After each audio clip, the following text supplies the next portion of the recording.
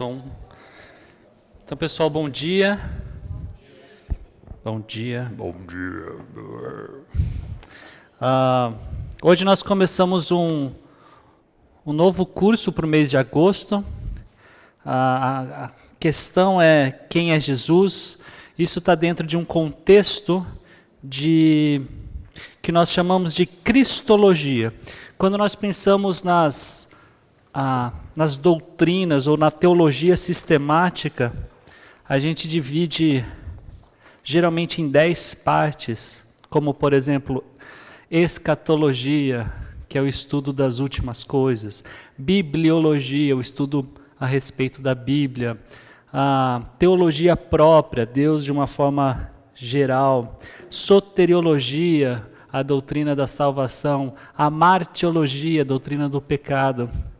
Essa é cristologia, é a doutrina a respeito de Jesus Cristo. E quero orar com vocês, pedir para que Deus nos ilumine e a gente possa sair daqui cumprindo com as metas que eu pensei serem boas para a gente no tempo que temos hoje. Senhor, obrigado por dar a oportunidade de estarmos juntos, de estudarmos o texto sagrado, de refletirmos, Pai, como filhos do Senhor, e aqueles que ainda não te conhecem, Pai, que possam ser alcançados pela Tua graça, como um dia eu fui, Pai. Nada que eu podia fazer, tudo que o Senhor fez. Eu oro assim em nome de Jesus. Amém. O texto-chave para hoje é Mateus capítulo 16, versículos de 13 a 17. Mateus não é o único evangelista que fala a respeito desse texto, mas eu escolhi as palavras conforme ele deixou registrado para a gente. E diz assim: chegando Jesus, eu tenho um slide aqui, chegando Jesus à região de Cesareia de Filipe, perguntou a seus discípulos: quem os homens dizem que o Filho do Homem é? Eles responderam: alguns dizem que é João Batista, outros Elias e ainda outros Jeremias ou um dos profetas. E vocês, perguntou ele, quem vocês dizem que eu sou? Simão Pedro respondeu: tu és o Cristo, o Filho do Deus vivo. Respondeu Jesus: feliz é você, Simão, filho de Jonas, porque isso não lhe foi revelado por carne ou sangue, mas por meu Pai que está nos céus. Eu tenho uma expectativa de que a gente possa fazer desse curso, inclusive, mais interativo do que propriamente expositivo. Então eu quero contar muito com os comentários, com as opiniões de vocês, e até por isso eu já gostaria que vocês pudessem compartilhar.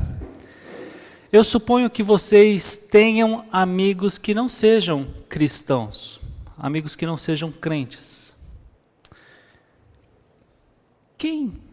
O que eles dizem a respeito de Jesus? Quem eles dizem sobre quem é Jesus? Talvez, para te ajudar, pense em um ou dois amigos que você se lembra que tenha emitido alguma opinião. Compartilhe conosco. Um homem bom. Jesus foi um homem bom. Que mais? Uma figura histórica importante. Que mais? O Filho de Deus que morreu na cruz. Jesus é amor.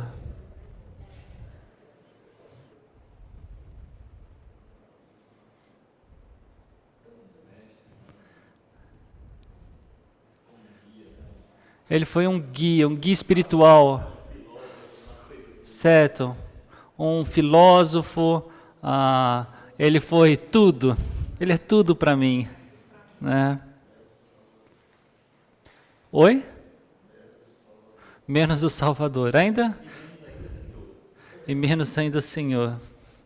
Senhor às vezes é quase o primeiro nome dele, né? Senhor Jesus, Cristo é o último sobrenome. Mas alguma? Não existiu. Ele não existiu. É a opinião que alguns falam, ele não existiu. Agora, o que vocês falam? Quem é Jesus? Eu tinha colocado essa pergunta para vocês, coloquei essa pergunta para vocês, e eu vou trazer aqui talvez de forma geral, tentar, não sei se todas as respostas de vocês vão estar dentro das categorias que eu trouxe aqui, senão a gente tenta explorar um pouquinho mais elas, ou aquelas que não estão nessas categorias que eu vou colocar aqui para vocês. Mas algumas para que a gente pense, né, respondendo sobre o que as pessoas de forma geral, sejam elas amigas de vocês ou não, falam a respeito de Jesus. E o primeiro deles que eu tenho aqui é um grande mestre moral. Então eu queria que vocês abrissem lá em Mateus 7, versículos 28 e 29, e eu não tenho esses versículos aqui nos slides, então tem um exercício de vocês conferirem na Bíblia de vocês, seja no celular, seja no papel. Mateus 7, versículos 28 e 29. Ok, então se ele é um grande mestre, sim, ele é um grande mestre, ele ensinava com muita autoridade, mas o fato é que Jesus não foi somente um grande mestre. Um versículo que a gente pode, quase que se você trouxe sua Bíblia em papel, deixar seu dedo marcado lá, é o comecinho do Evangelho de João, porque tem muita coisa que a gente vai falar a respeito de Jesus no primeiro capítulo, nos primeiros versículos do Evangelho de João, que, por exemplo, diz que Jesus é o próprio Deus encarnado. Alguém que abriu em João, leia os versículos 1 e depois o versículo 14 do capítulo 1. Ok, veja, ele não é apenas um grande mestre, ele é o próprio Deus encarnado. E em Lucas 19, 10, abra alguém nesse texto, a gente vê que a missão dele não foi apenas ensinar, ainda que ensinar tenha sido uma prioridade no tempo em que ele esteve conosco da forma como ele teve naqueles cerca de 35 anos.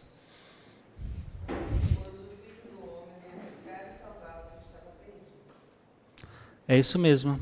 Então ele veio salvar.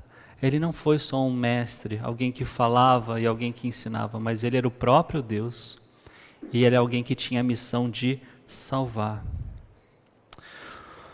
Uma outra categoria é de que ele fosse um profeta. Por exemplo, no islamismo nós temos Maomé como essa figura do grande profeta. Maomé não era Deus encarnado, não era um Deus, ele era um profeta. Jesus era um profeta. Jesus era um profeta. Vejam em Marcos capítulo 6, versículo 4. Ok, ele mesmo estava se chamando, eu sou um profeta. Mas ele também não era só um profeta, assim como ele não era só um grande mestre, ele também não era só um profeta.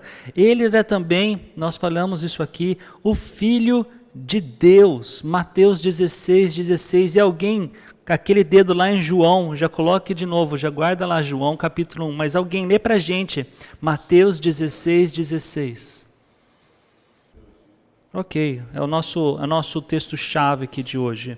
E ele também se diz como o verbo eterno, a palavra eterna, o logos eterno. Lá em João capítulo 1, dos versículos 1 a 3. E a gente pode ler novamente o versículo 1, e então 2 e 3. Deixa eu explorar um pouquinho mais com vocês essa questão de ser filho de Deus.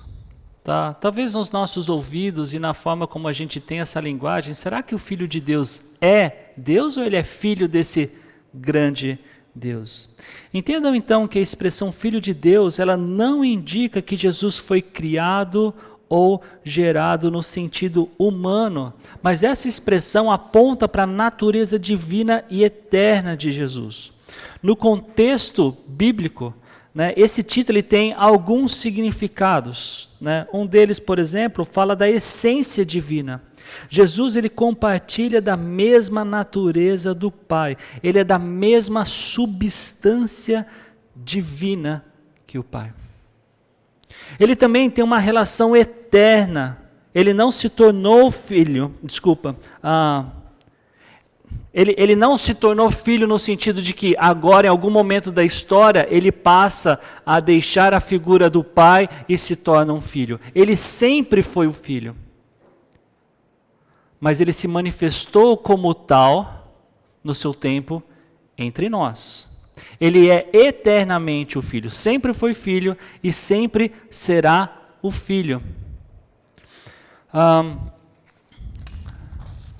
Outra coisa que nós podemos dizer a respeito dessa expressão é sobre sua autoridade e missão divina. Esse título, ele revela que ele foi enviado pelo Pai com autoridade plena para revelar Deus ao mundo, julgar e salvar. Também existe um reconhecimento messiânico, porque nos evangelhos ser filhos de Deus, ou ser filho de Deus, é sinônimo de ser o Messias prometido, o Rei divino. Uma outra coisa a se falar é que é o único da mesma espécie. Isso a gente poderia falar um pouquinho mais de João 3,16. Algumas das nossas Bíblias diz o único filho, ou filho único. Em outras diz que ele é o unigênito. Né? E o que significa isso? E uma boa explicação para isso é que ele é essa mesma essência que o Pai. Ele é o único dessa mesma categoria. Se nós somos aqueles que creram em Cristo são filhos de Deus, são filhos de Deus, mas não é no mesmo sentido que Jesus é o Filho de Deus. Então, chamar Jesus de Filho de Deus é confessar a sua divindade, a sua missão salvífica e sua posição eterna como Deus Filho, e uma palavrinha um pouquinho mais difícil, mas consubstancial com o Pai, da mesma substância que o Pai. Aliás, gente, quando a gente vai falar de teologia, vários termos surgem, termos que ficam meio assim nas nuvens da teologia. Quando a gente fala de um conhecimento, às vezes conhecimento bíblico, geralmente a gente se refere ao vocabulário que as Escrituras apresentam. Muitas vezes, quando você fala de um vocabulário teológico, você está usando, por exemplo, a palavra trindade. Você não vai encontrar na Bíblia essa palavra. É um conceito teológico, é um resultado de um estudo que percebe que o nosso Deus ele é trino. Ele é um, mas tem o Pai, tem o Filho e tem o Espírito. Consubstancial, semelhantemente isso, e outras várias palavrinhas, tá bom? Quando elas aparecerem aqui, eu sinalizo isso para vocês. Mas Jesus também, às vezes, é dito que foi um revolucionário social. Então, ele, embora tenha confrontado injustiças, Jesus declarou que o seu reino não é desse mundo. Quando é que ele fala isso? Quem se lembra? Então vejam lá em João 18:36. Talvez logo que você abrir ali, você já percebe o contexto disso. O seu propósito não era derrubar governos, era transformar corações. Então Jesus, ele não foi um revolucionário social. Aliás, essa era a expectativa dos judeus com o Messias. Eles naquela época, sendo oprimidos pelo Império Romano, eles esperavam que o Messias seria aquele que libertaria eles dessa opressão. Também, uma outra categoria aqui, foi dito isso, um guia espiritual, alguém iluminado, né? Jesus não era esse espírito criado ou alguém iluminado, ele era o próprio Criador. Isso a gente vê naquele texto de Colossenses capítulo 1, aliás, que fala muito a respeito de quem é Jesus. Colossenses é uma carta de Paulo extremamente cristológica e fala, por exemplo, sobre essa plena divindade de Cristo, lá em Colossenses capítulo 2, versículo 9. Alguém lê para a gente? Colossenses 2, 9. Aliás, gente, vai ser assim a aula, a gente precisa olhar esses textos bíblicos. Muito do que eu vou falar, eu nem estou citando a base bíblica, mas várias coisas nós precisamos citar as bases bíblicas.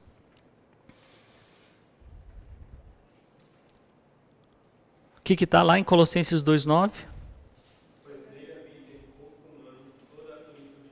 Ok. Ele também é digno de adoração, Apocalipse capítulo 5. Essa eu vou deixar passar, tá bom? Mas ele também, alguns dizem que ele foi um personagem mitológico, né? Ou pelo menos um personagem simbólico. Mas a encarnação de Jesus é dada como um fato histórico, né? Aqui foi dito entre vocês, alguns falam que Jesus nem existiu. E essa é uma tremenda, se não uma das maiores ignorâncias. Porque ainda que a pessoa possa deixar a Bíblia de lado, existem inúmeros relatos extra-bíblicos que falam da historicidade de Jesus. Eu trouxe algumas delas aqui para vocês, né? Flávio Joséfo, por exemplo, que foi um historiador judeu no primeiro século, na sua obra Antiguidades Judaicas, ele menciona Jesus como um homem sábio, realizador de feitos maravilhosos e que foi crucificado sob Pôncio Pilatos. Também fala Tácito. Tácito também é um historiador, só que não judeu, era um historiador romano, e ele registra nos anais que Cristo foi quem deu o nome aos cristãos. Ele sofreu pena extrema durante o reinado de Tibério, pelas mãos de Pôncio Pilatos. Plínio, conhecido como o Jovem, ele foi governador da Bitínia, ele escreveu ao imperador Trajano, dizendo que os cristãos adoravam Cristo como a um Deus. Suetônio, ele que viveu entre 69 e 122 depois de Cristo, ele foi outro historiador romano e ele menciona distúrbios causados por crestos. Tá, e essa era possivelmente uma referência a Cristo. Por fim, e não são os únicos, Luciano de Samosata.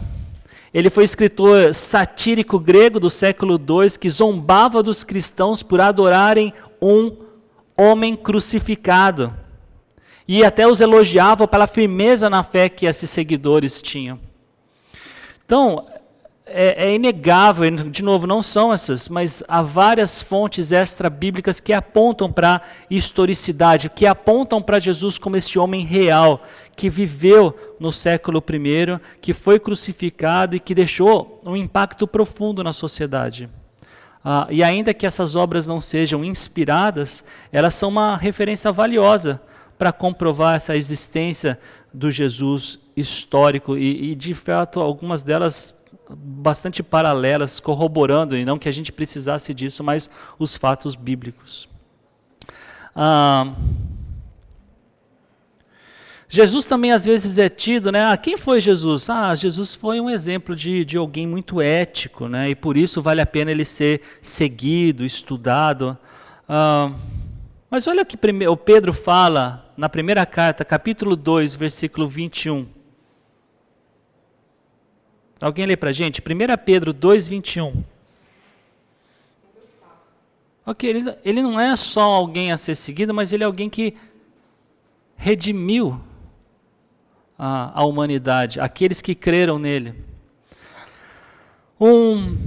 Alguns falam de Jesus, esse é o último ponto que eu tenho aqui, coloquei como Jesus pessoalizado, mas essa ideia de que muitas vezes se fala de um Jesus que as próprias pessoas criam esse Jesus. Ele é colocado,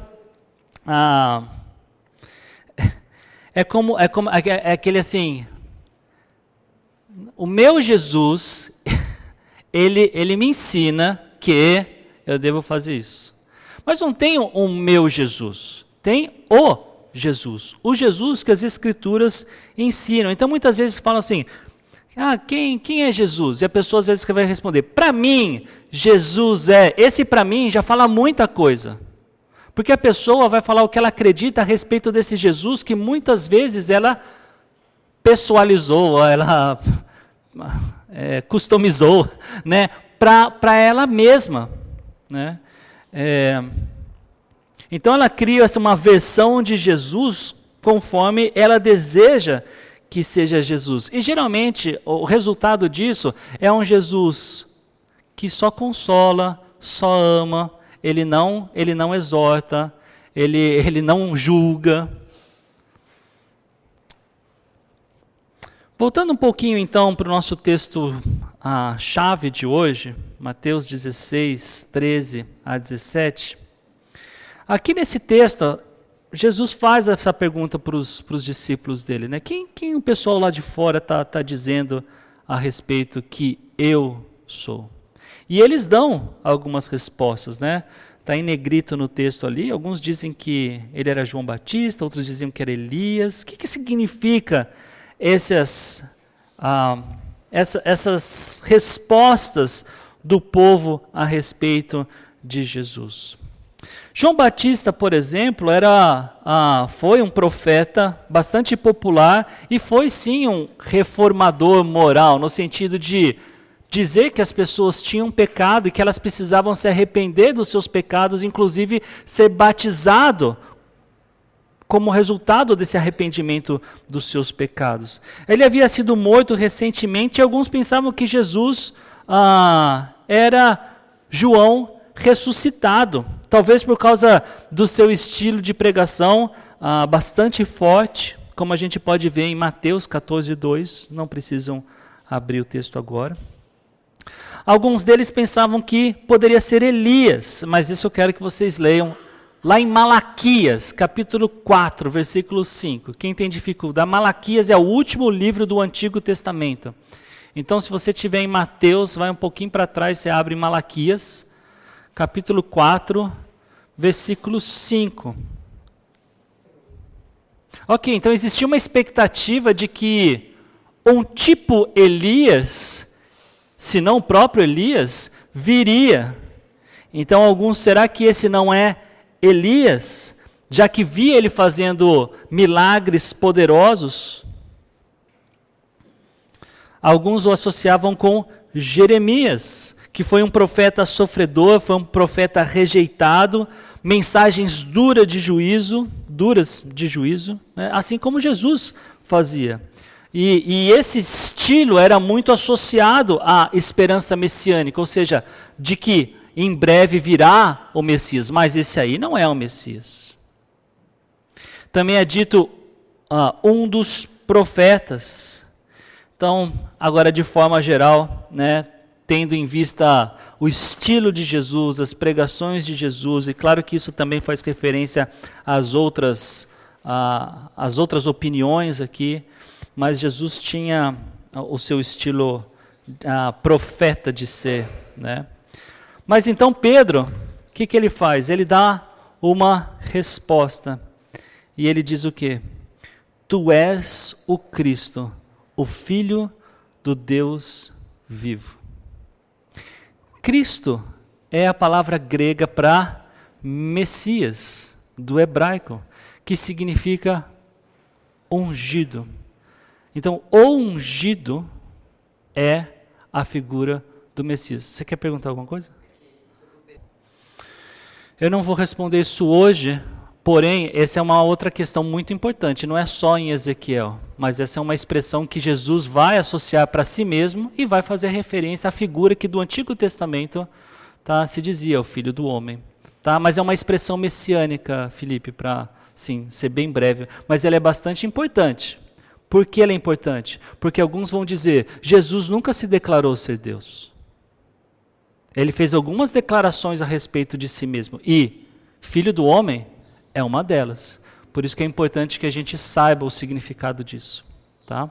Mas a gente vai ver em outra aula isso. Tudo bem? Obrigado. Então, esse ungido, essa expressão de um rei prometido. Se lembra que no Antigo Testamento os reis eram ungidos pelos profetas.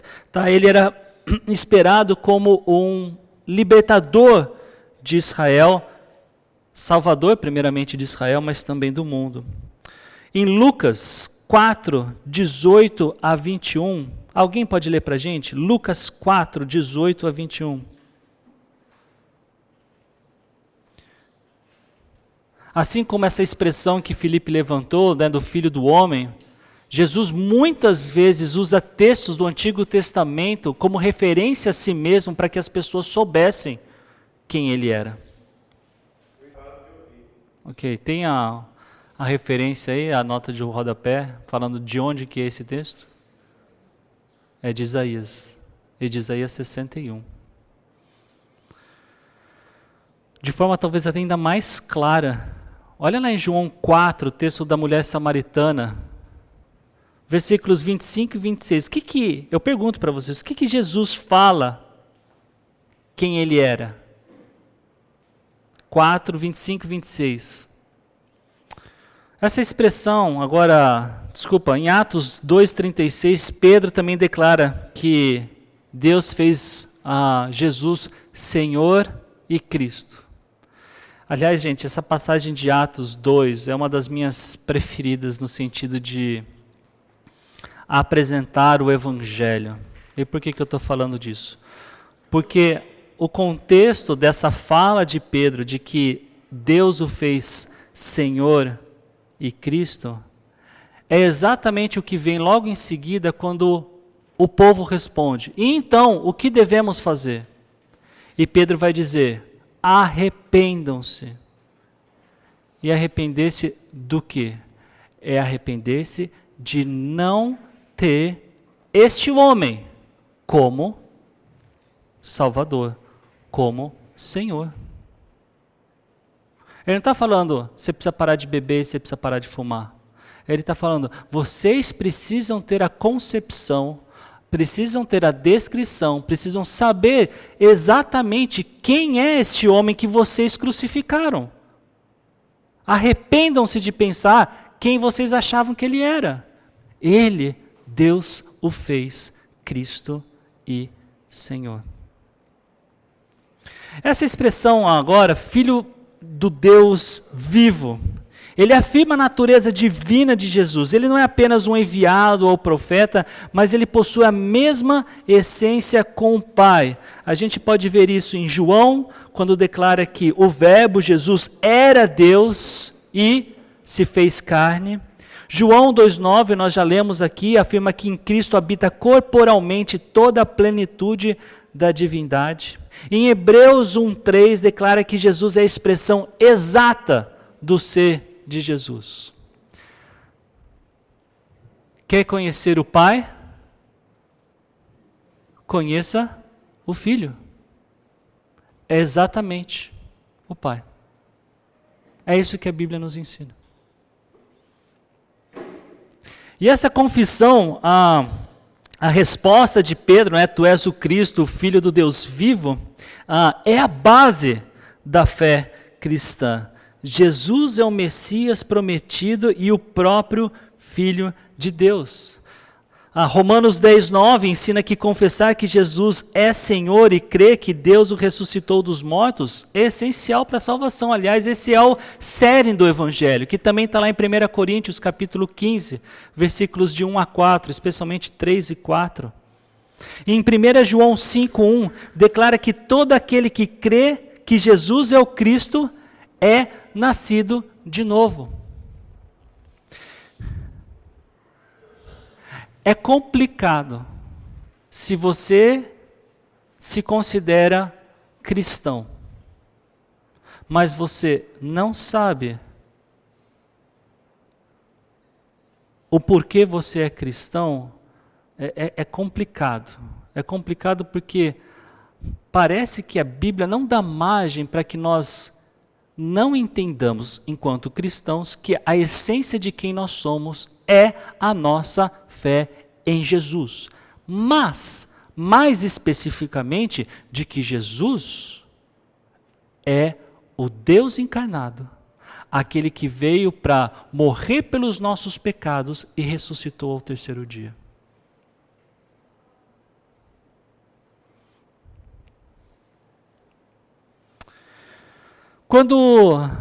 Quando a gente continua o diálogo aqui de Mateus, Jesus vai dizer: feliz é você, Simão, filho de Jonas, porque isto não lhe foi revelado por carne ou sangue, mas por meu Pai que está nos céus. Então essa é uma revelação que vem do Pai. Jesus afirma que Pedro não chegou a essa conclusão por meios humanos. Pausa. O quanto isso explica para a gente que apesar de tudo que Jesus fez, diversas pessoas não creram nele. Vocês conseguem? Estão entendendo o que estou dizendo? Imagina lá, olha aquele homem transformando água em vinho. Deve ser um mágico. Deve ser alguém com poderes especiais, ele é da Marvel. Apesar de tudo que ele fazia, olha, o cego está vendo, o coxo está andando. E muitos não creram. Gente, o Evangelho de João, por exemplo, ele tem, inclusive ele chama de sinais. A tradução na NVI vai lá, sinais miraculosos. A verdade é que nem todo sinal era miraculoso. Por exemplo, um desses sinais é quando Jesus foi lá no templo e desceu o chicote. E João vai falar que esse era um sinal. Ali não teve milagre. Mas em outros contextos a tradução acaba sendo sinal miraculoso. Depois João, quando vai terminar seu evangelho, ele vai dizer: eu vos escrevi estas coisas para que vocês saibam, para que saibais que esse cara é Cristo, ele é Jesus. E que vocês sabendo disso, crendo, vocês vão ter a vida eterna. Sabe que uma coisa que ele está fazendo, que é interessante, até é muito interessante um estudo desse, é você buscar esses sinais no Evangelho de João e perceber que todos eles têm uma referência lá no Antigo Testamento. De que aqueles sinais de alguma forma, e por isso é um sinal, porque ele mostra aquilo que no Antigo Testamento estava mostrando que o Messias faria. Pô, Zambelli, mas onde que mostra que ele vai transformar água em vinho? Diz que no período messiânico haveria abundância de vinho. Onde vai dizer que ele curou? Vai dizer, eu não sei as referências de cabeça, mas eu estou dizendo que todos os sinais têm referência. E as pessoas que estavam ligadas no Antigo Testamento, especialmente dos judeus, eles deveriam olhar para aquilo e, não é esse que Deus fala, ou que nossa Bíblia fala, que faria, não seria esse ungido, o Messias? Ainda assim, as pessoas não estavam reconhecendo ele. João vai falar no primeiro capítulo, ele veio para os seus, mas os seus o rejeitaram. E aí quando a gente vê uma coisa dessa, de Jesus falando, foi meu Pai que está nos céus que revelou isso para...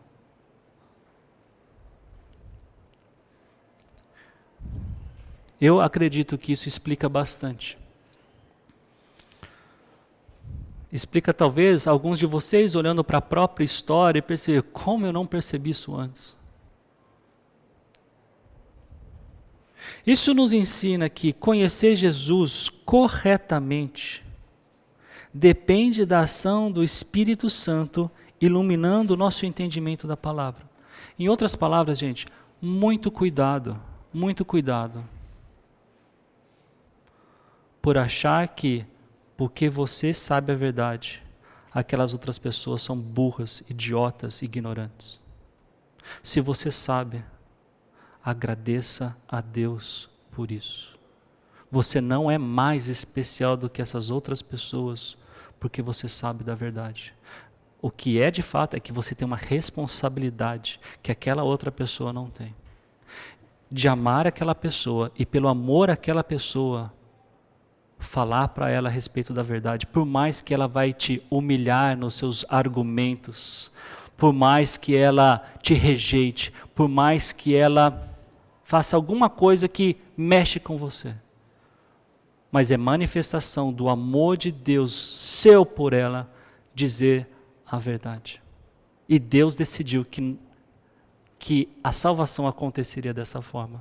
Nós somos instrumentos dele para que outras pessoas ouçam o que ele disse na palavra dele. A palavra que ele inspirou por meio de pessoas para que ela viesse até os nossos dias de hoje. A fé cristã é fruto da graça de Deus que se revela não apenas da lógica ou tradição humana.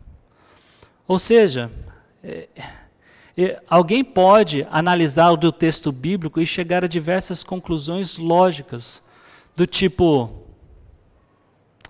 como que um livro como esse, escrito entre mais ou menos 1500 a.C., até o final do primeiro século, com 40 autores, não tem uma divergência sequer.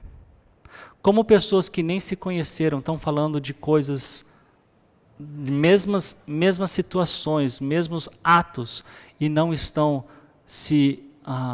não existe conflito naquilo que essas pessoas falam.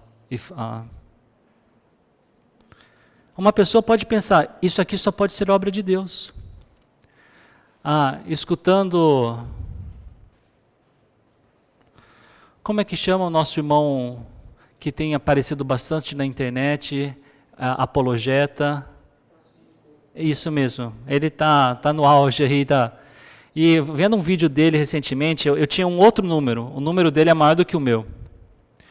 Mas ele falando, respondendo a uma das pessoas, uma pessoa que estava com ele num debate, ele fala sobre a chance de existir vida na Terra. Na verdade, o número que eu tinha em mente era 10 elevado a menos 50, ou a 50, né, isso, a 50. Então a chance era de 0,00001 para ver. E o que ele está querendo dizer? Que as coisas que existem, como a pressão atmosférica, a camada de ozônio, a quantidade de oxigênio onde a gente está, muitas dessas coisas, cada uma dessas coisas é um elemento para que houvesse vida. E acho que o número que ele fala era do tipo 10 elevado a 120 alguma coisa.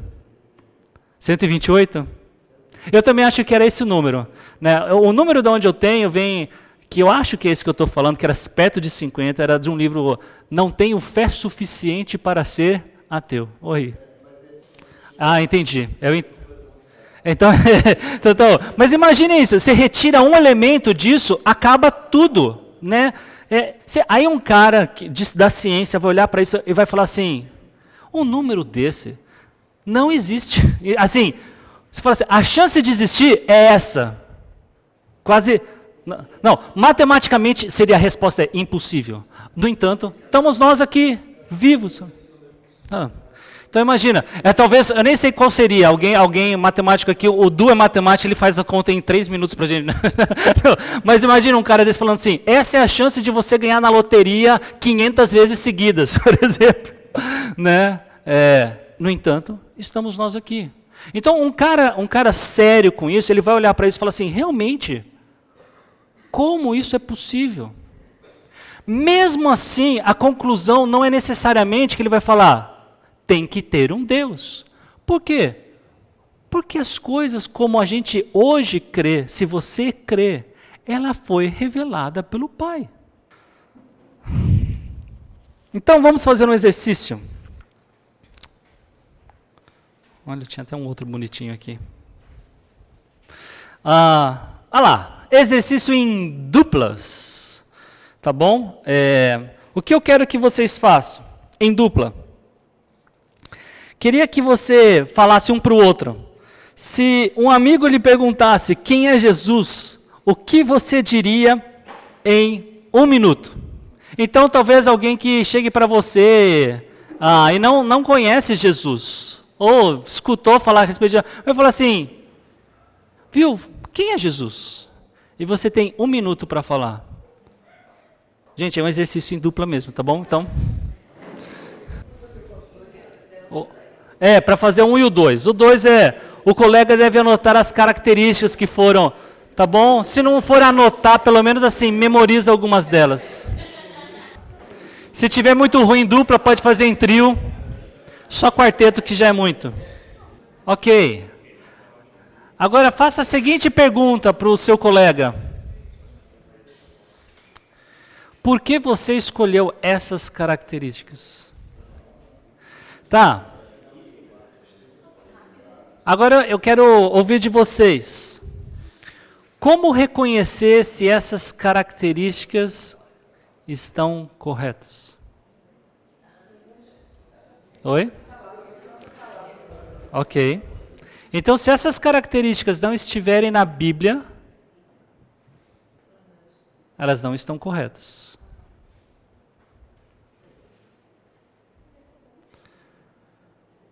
Então, um último exercício em dupla é esse. Com a ajuda da tecnologia, talvez do seu celular, encontre as referências bíblicas das características do que vocês falaram.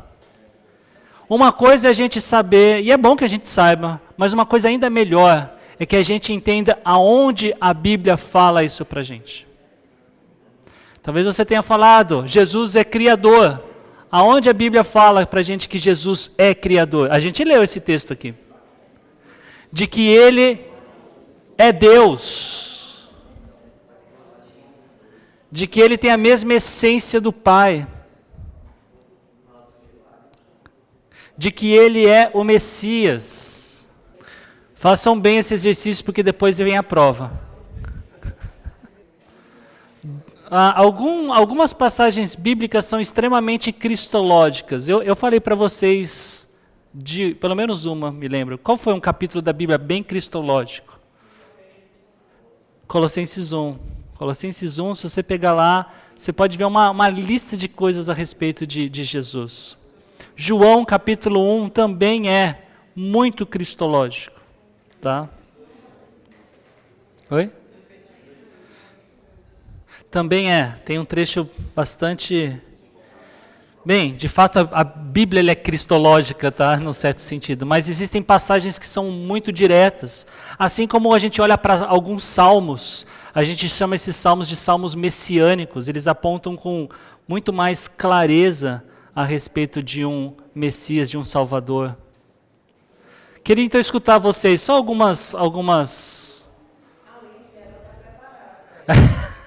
Eu imagino, está anotando lá, ela está certa. É isso mesmo. Alguém que voluntariamente queira falar? Aí não é bem voluntariamente, né?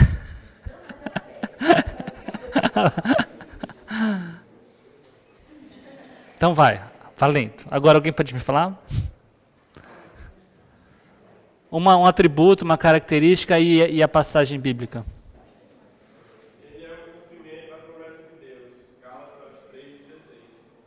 O que fala Gálatas 3,16? Ok.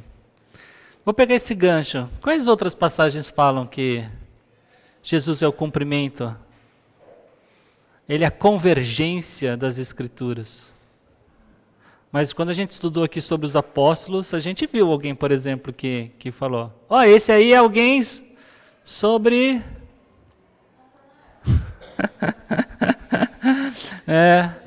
Foi apresentar lá, olha, é o cara que a gente estudava lá na sinagoga, tá aí, ó. Né? Também tem, por exemplo, Lucas 24, quando Jesus está indo para Emaús junto com 2 discípulos, o que fala? Fala assim, que Jesus foi lá e, a partir dos profetas, Jesus começou a ensinar a respeito, né? Isso, também.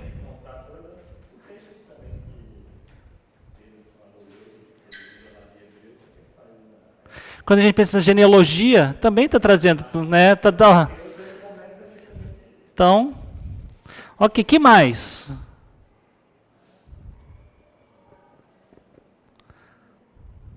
Alguém? Vamos, Ari. Sim. Não, agora eu estou até... Isso. Mas agora até a pergunta é um outro atributo aí, que a gente tem uma outra base aí. Por exemplo, Jesus Criador. João 1, Colossenses 1, né? Várias vezes vai falar assim, João 1, Colossenses 1. Né? Em Hebreus também, gente, em Hebreus também tem, tá? Que diz o quê?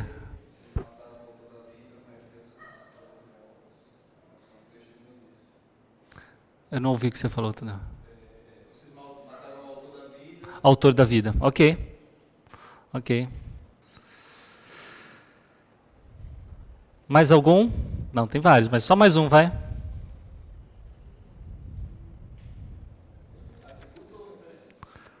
O atributo com a referência. Que ele é o próprio Deus. Qual é a referência? Tá, João. Isso. Isso. É. A gente leu, né, esse texto. Você quer falar, Davi? Fala um aí pra gente. Muito bom. A gente não tinha tocado nesse assunto, que ele não pecou, de fato. E é por isso que o sacrifício dele vale por nós.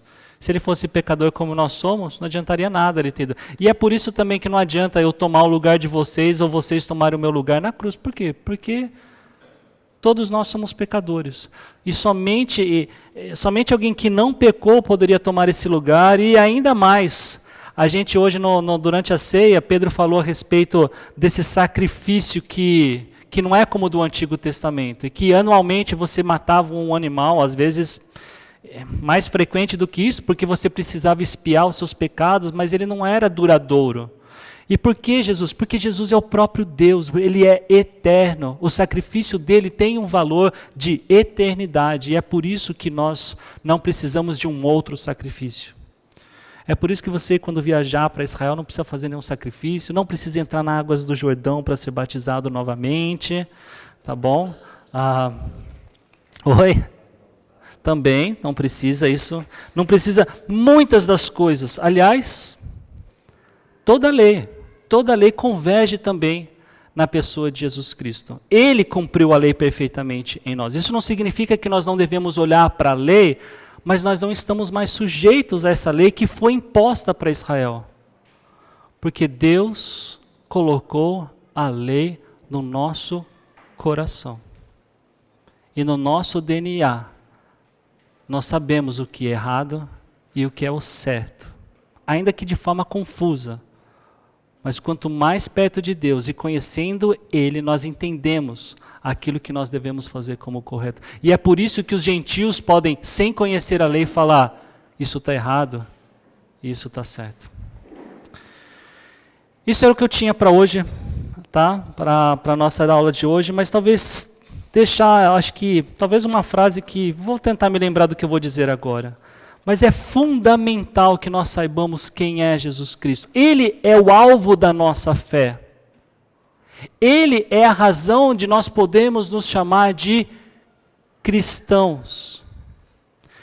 Se você não sabe quem é Jesus, é um alerta para você pensar na sua fé. Você tem fé em quem? E aí responder se o Jesus em quem você tem fé, porque provavelmente o fato de você se denominar cristão, você vai dizer é porque eu tenho fé em Cristo, mas a pergunta é, eu tenho fé nesse Cristo conforme a gente está estudando que a Bíblia revela, ou é um Cristo, ou é um Jesus que eu tenho criado? Ele é assim, um assado, porque eu penso que ele é assim. E é por isso que é tão importante você ir para as Escrituras e olhar, olha, é isso, olha, eu creio nisso, olha, ele é isso. Não sei por qual razão, mas meu pai me contava uma história, durante tanto tempo eu acreditei nela. Meus pais, especialmente meu pai, né, eu cresci na igreja romana.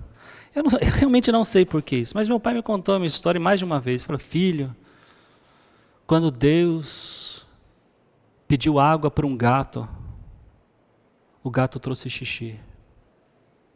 Mas quando ele pediu para um cachorro, o cachorro trouxe água.